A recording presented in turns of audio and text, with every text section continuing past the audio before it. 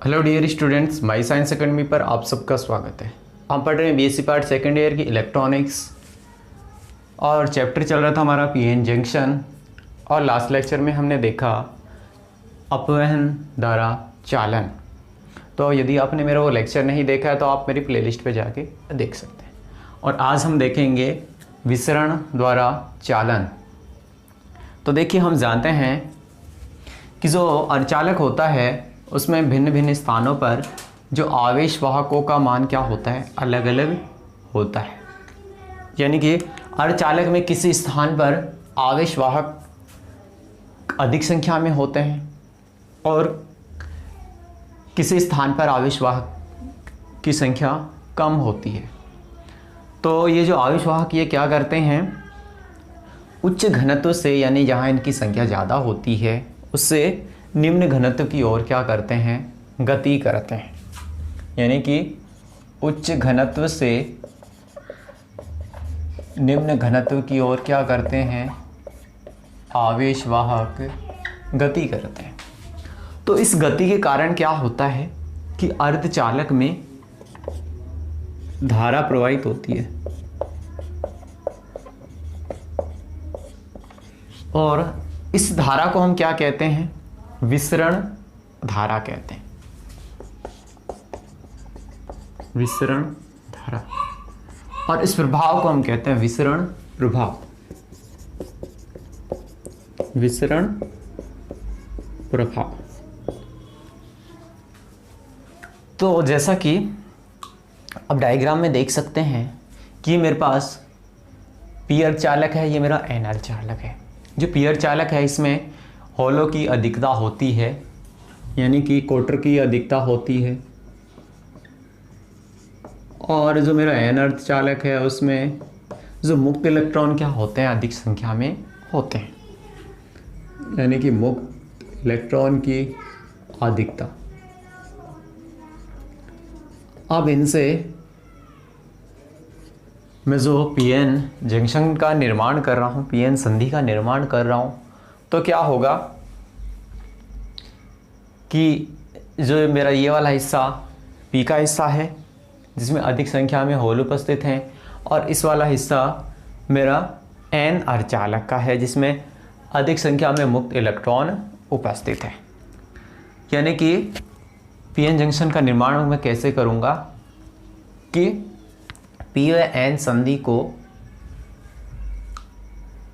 परमाणु स्तर पर इस प्रकार मिलाया जाए कि इनकी जो क्रिस्टल संरचना है वो क्या बनी रहे, सतत बनी रहे। तो ऐसा मेरा पीएन संधि का निर्माण हो जाता है।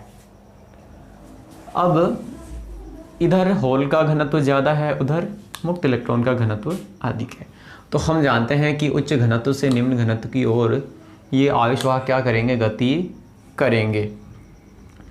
अब इस प्रक्रिया में क्या होगा, कुछ समय लगेगा और संधि क्षेत्र का इसमें निर्माण होगा। यानी कि जो ये मेरा पी सिरा और ये मेरा एन सिरा, तो इस सिरे में ऋणावेश आ जाता है और जो एन सिरा है इधर मेरा धनावेश आ जाता है।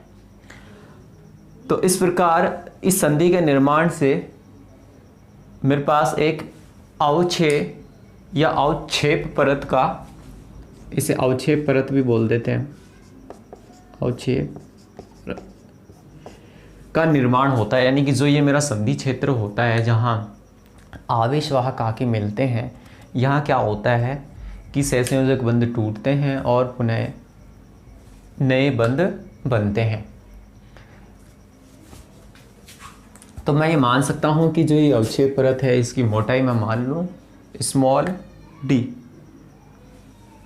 और जो इस अवक्षेप परत है इस पर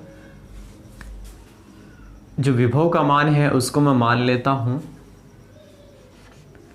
VB।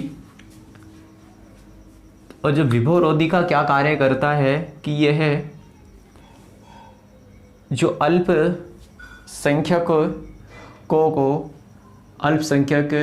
को ऋण सिरे से धन सिरे की ओर जाने का विरोध करेगा, और इधर जो बहुसंख्यकों को, जैसे इधर अल्पसंख्यक क्या होंगे, मुक्त इलेक्ट्रॉन, और इधर अल्पसंख्यक क्या होंगे, होल, तो इनको इधर जाने का क्या करेगा, ये विरोध करेगा।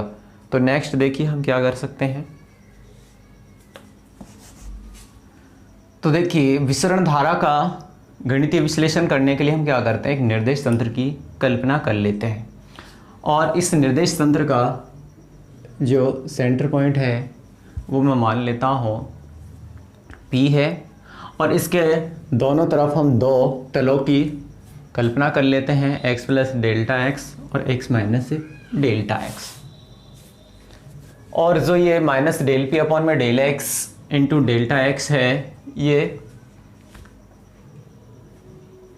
जो कोटर प्रवणता है इसके मान में कमी को, और ये डेल्टा पी अपॉन में डेल्टा एक्स ये कोटर की जो होल की, या कोटर या होल बोले, उसकी प्रवणता में वृद्धि को दर्शाता है। तो देखिए कोटर प्रवणता क्या होती है,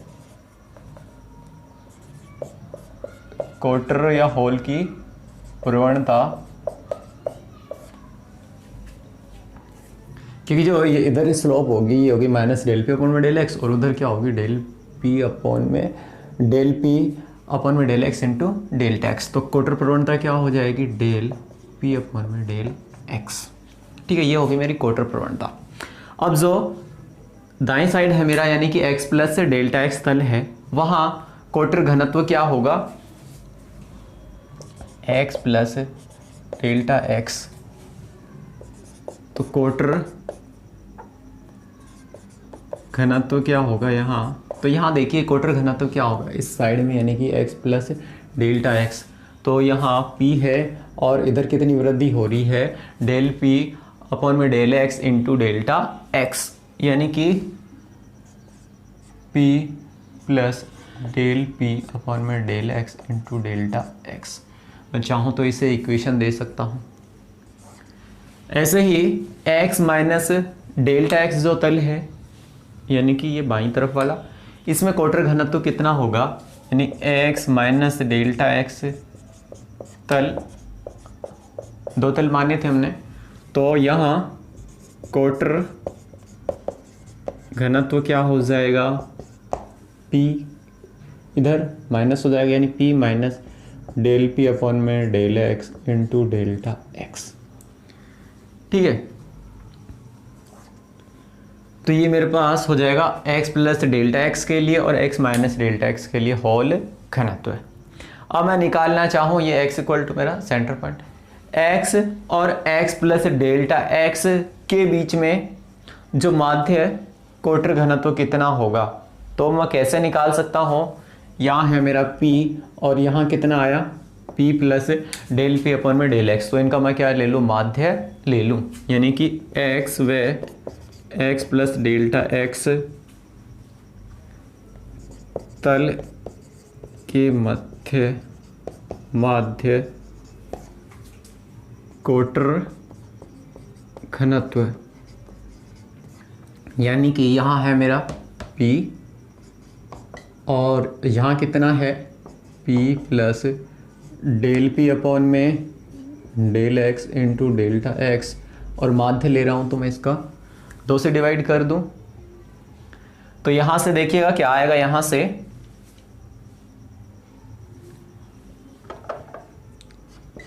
ये p प्लस p 2p हो जाएगा, 2p अपॉन में 2, यानी कि p,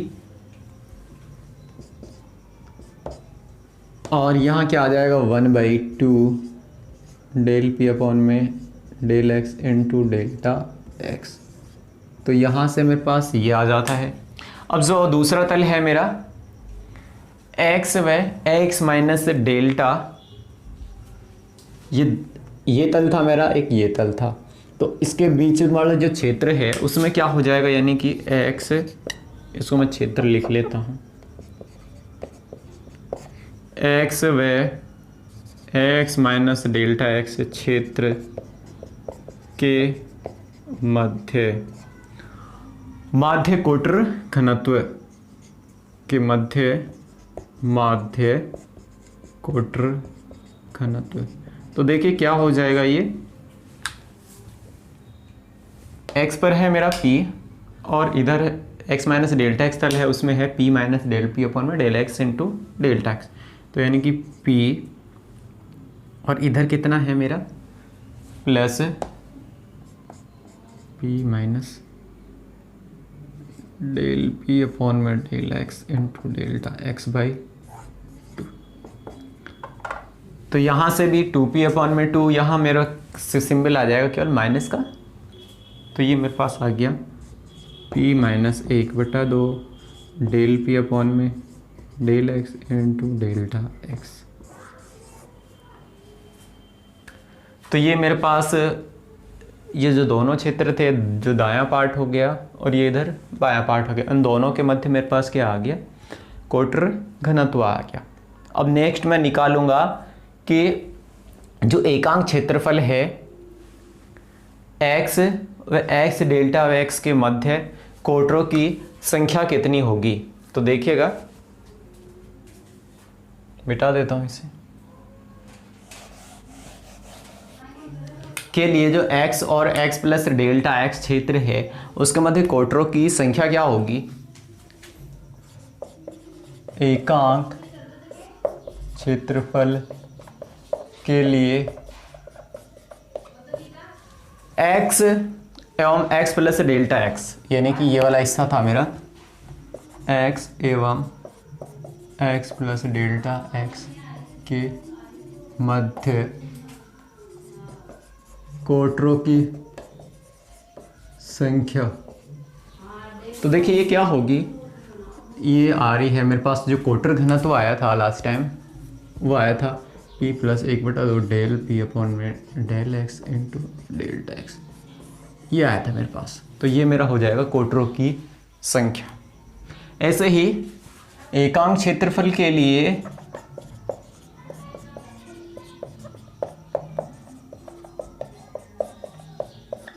जो मेरा इधर वाला हिस्सा था, यानी कि उस क्षेत्र में कोटरों को घनत्व कितना आया था, p minus half del P upon में del x into delta x, यानी कि x एवं x माइनस डेल्टा एक्स के मध्य कोटरों की संख्या, यानी p minus half del P upon में del x into delta x. तो ये मेरा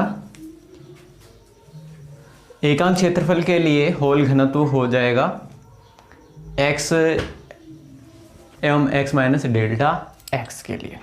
अब हम प्रायिकता सिद्धांत से जानते हैं कि जो प्लस x वाला क्षेत्र है मेरा और माइनस x वाला क्षेत्र है, उसमें जो कोटरों के प्रवाह की जो प्रायिकता क्या होनी चाहिए, समान होनी चाहिए।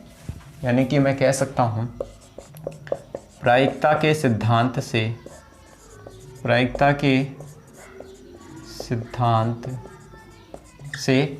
जो प्लस x क्षेत्र है और माइनस x क्षेत्र है, यानी कि x प्लस डेल्टा x और x माइनस डेल्टा x के सिद्धांत से प्लस x एवं माइनस x क्षेत्र में कोटरों की जो प्रायिकता है वो क्या होनी चाहिए, कोटरों के प्रवाह की प्रायिकता समान होगी। अगर ऐसा है तो सबसे पहले मैं निकाल लेता हूं कि जो मेरा x एवं x प्लस डेल्टा x क्षेत्र है उसके मध्य कोटरों की प्रायिकता क्या होगी, यानी कि x एवं x प्लस डेल्टा x के मध्य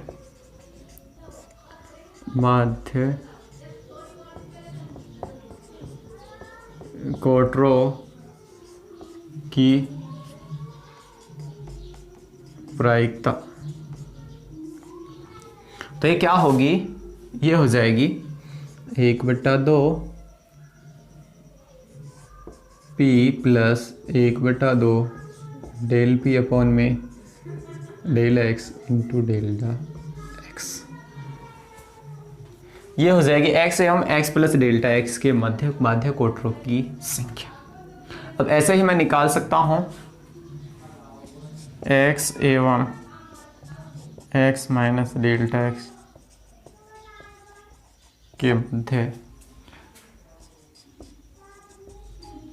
माध्य कोटरों की प्रायिकता, यानी कि इसे मैं लिख सकता हूँ 1/2 p minus 1/2 del P upon में del x into delta x. तो ये मेरे पास आ जाती है एक्स एवं एक्स प्लस डेल्टा एक्स के मध्य प्रायिकता और एक्स माइनस डेल्टा एक्स जो क्षेत्र है उसके मध्य माध्य प्रायिकता। तो नेक्स्ट देखिए, यदि मैं मान लूँ कि डेल्टा टी समय में कोटर है, डेल्टा एक्स दूरी तय करता है, तो उसका वेग क्या होगा। माना डेल्टा एक्स समय में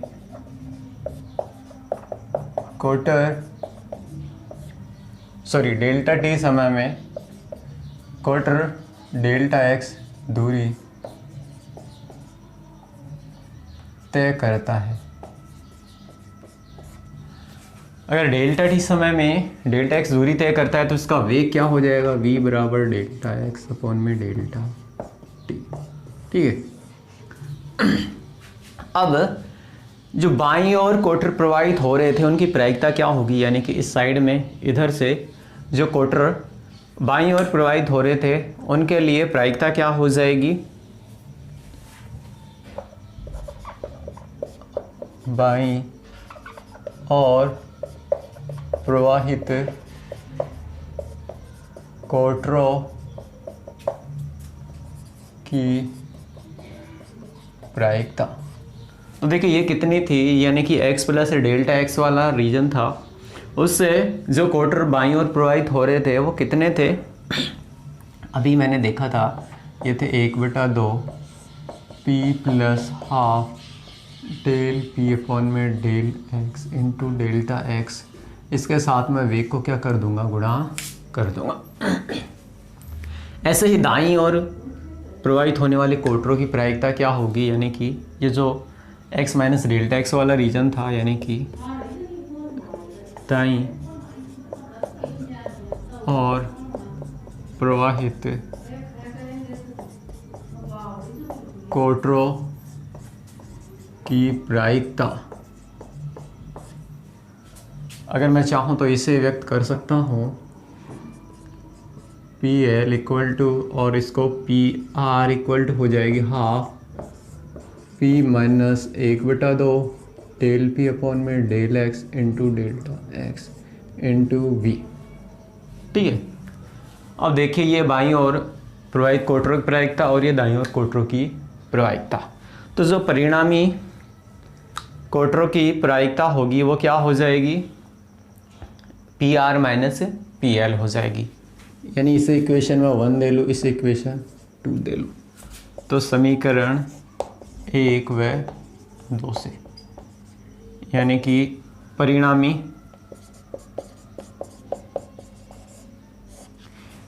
जो कोटरों की प्रायिकता हो जाएगी वो क्या हो जाएगी,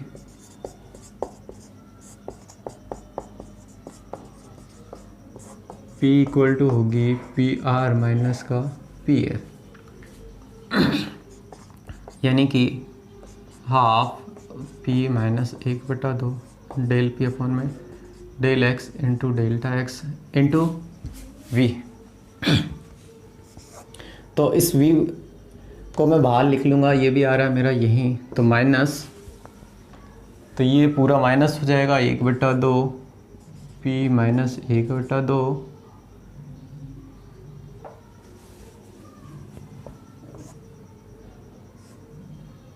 ऐसे लिख लेते हैं इसको, माइनस 1/2 डेल पी अपॉन में del x into delta x, और ये मेरा v बाहर ले लेता हूँ मैं। तो देखिए यहाँ से जो प्लस का p/2 है माइनस के p/2 से कैंसिल हो जाएगा, और जो -1/2 डेल पी अपॉन में del x into delta x है, और ये -1/2 डेल पी अपॉन में डेल्टा एक्स है। यहाँ से मेरे पास क्या आ जाएगा, 1/, इनका लघुत्तम ले लूँगा मैं, तो मेरे पास आ जाएगा -1/2 डेल पी अपॉन में del x, -1/2 del P upon में del x v into delta x. ये मेरी जो परिणामी कोटर की प्रायिकता आ जाती है, p = -1/2 डेल पी अपॉन में del x v into delta x. इसको मैं इक्वेशन दे लेता हूँ, इक्वेशन 3। अब मैं नेक्स्ट देखूंगा कि आइंस्टीन के अनुसार, तो देखिए आइंस्टीन के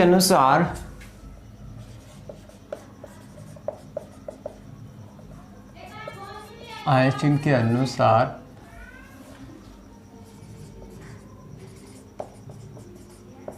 जो होल के लिए विसरण गति होती है उसमें dp बराबर होता है मेरा 1/2 v इंटू डेल्टा एक्स के मीटर स्क्वायर प्रति सेकंड, यानी कि dp होता है मेरा half v into delta x by 2k।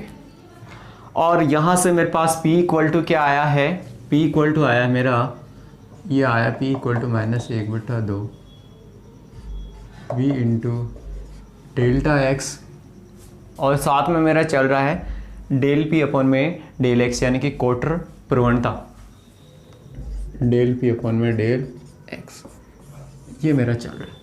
तो यहाँ से मैं p = क्या कर सकता हूँ, जो half v into delta x, इसको मैं क्या कर सकता हूँ dp, यानी -dp into del P upon में डेल एक्स, यानी p = कर सकते हैं हम -dp into del P upon में डेल एक्स। हम जानते हैं कि जो होल होता है उस पर आवेश कितना होता है, +e होता है। तो होल आवेश घनत्व क्या हो जाएगा, होल या कोटर आवेश घनत्व, ये कितना होगा, सिग्मा बराबर, सिग्मा p बराबर d p into del P upon में डेल एक्स। अब हम जानते हैं कि जो धारा घनत्व होता है वो क्या होता है, सिग्मा इंटू होगा कोटर धारा घनत्व, ये मेरा हो जाएगा JP =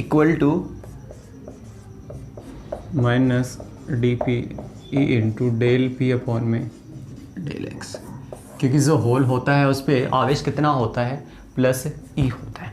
ऐसे ही मुक्त इलेक्ट्रॉन के लिए धारा घनत्व क्या हो जाएगा, मुक्त इलेक्ट्रॉन के लिए धारा घनत्व, ये मेरे पास हो जाएगा Jn = -dp इंटू मुक्त इलेक्ट्रॉन पे आवेश -e, यानी कि ये दोनों मिलके क्या बना लेंगे, प्लस, यानी कि dp into e into del P upon में डेल एक्स हो जाएगा। अब जो बाह्य विद्युत क्षेत्र की उपस्थिति में जो कुल कोटर घनत्व कितना होगा, यानी कि बाह्य विद्युत क्षेत्र की उपस्थिति में कुल कोटर घनत्व, तो ये होगा Jp = अपवन वेग के कारण जो होल घनत्व है और विसरण के कारण होल घनत्व, यानी कि Jp विसरण के कारण प्लस Jp अपवहन के कारण। तो देखिए अपवहन के कारण क्या होगा,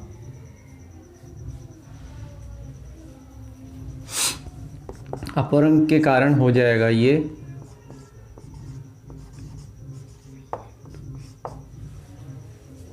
अपवन के कारण हो जाएगा p into mu p into e. और हाँ, एक ये भी आएगा इलेक्ट्रॉन का आवेश प्लस विसरण के कारण क्या होगा, विसरण के कारण ये रहा मेरे पास Jp minus d p into e into del P upon में डेल एक्स, यानी कि minus d p into e into del P upon में डेल एक्स। तो ये हो जाता है कुल धारा घनत्व बाह्य विद्युत क्षेत्र की उपस्थिति में, कुल धारा घनत्व। अब जब बाह्य विद्युत क्षेत्र की उपस्थिति में मुक्त इलेक्ट्रॉन के लिए धारा घनत्व कितना होगा, यानी कि Jn इक्वल टू क्या होगा, वही विसरण के लिए और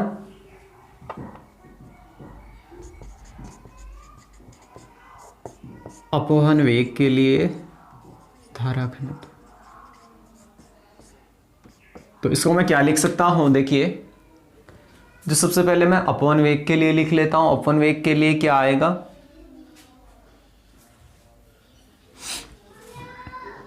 ये आएगा एन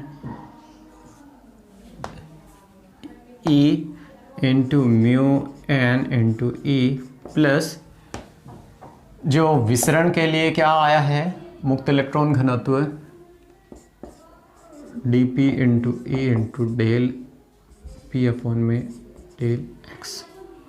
तो ये मेरे पास आ जाता है मुक्त इलेक्ट्रॉन के लिए धारा घनत्व। तो ये हमने निकाला कुल कोटर घनत्व बाह्य विद्युत क्षेत्र की उपस्थिति में मुक्त इलेक्ट्रॉन के लिए और होल के लिए। अब आइंस्टीन के अनुसार कि जो डी होता है और म्यू होता है उसमें क्या संबंध होता है,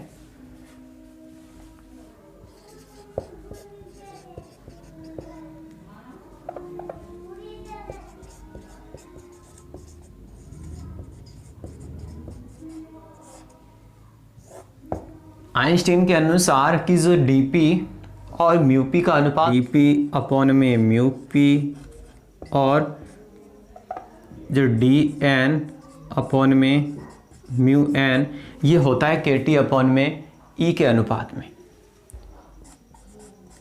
के टी अपॉन में ई के अनुपात में। ये एक इम्पोर्टेंट रिलेशन है आइंस्टीन के अनुसार। डी एन अपॉन में mu p equal to d n upon में mu n equal to k t upon में ई। तो ये हमने देखा विसरण द्वारा चालन। तो आपने मेरे को पेशेंस से सुना, इसके लिए धन्यवाद।